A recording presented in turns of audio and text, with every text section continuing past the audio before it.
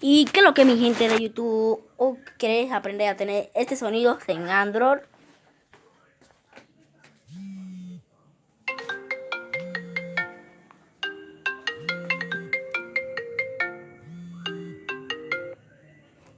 Y también quieres aprender a tener este otro sonido.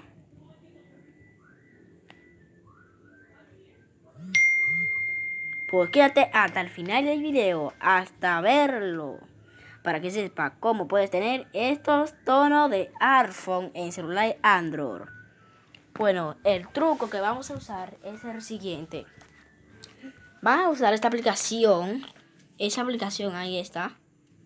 Esta aplicación es, a ver, esa aplicación la van a usar para que puedan tener esta. Tiene el sonido de iPhone en su teléfono Android. ¿Cómo la pueden encontrar? Vamos a Play Store y vamos a buscar sonido de iPhone.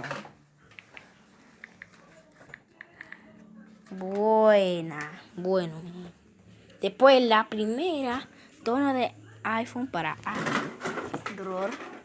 La descarga, en cambio yo la tengo instalada, la voy a abrir. Bueno, mi gente, después de que abran la aplicación, van a ir acá a la manzanita y eligen que quiera. Es la notificación naranja y le pueden ir donde ustedes quieran. Y el de la malla es de 18.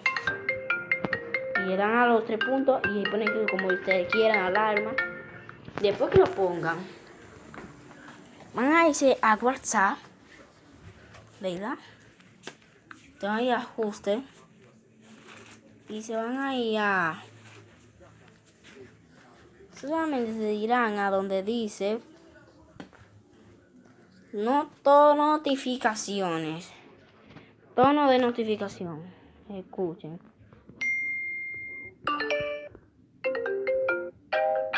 El que ustedes quieran. Pero tono de notificaciones de grupo.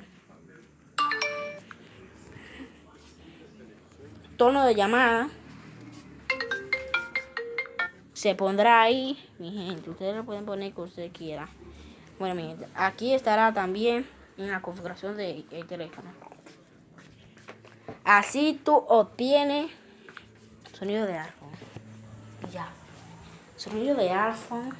Se van a ir a sonido y vibraciones. Después donde dice sonido de notificación. Mira, ahí tú buscarás sonido predelimitado. Esto yo lo puse. Espero que les haya gustado el video. Denle like si ustedes quieren, si les gustó.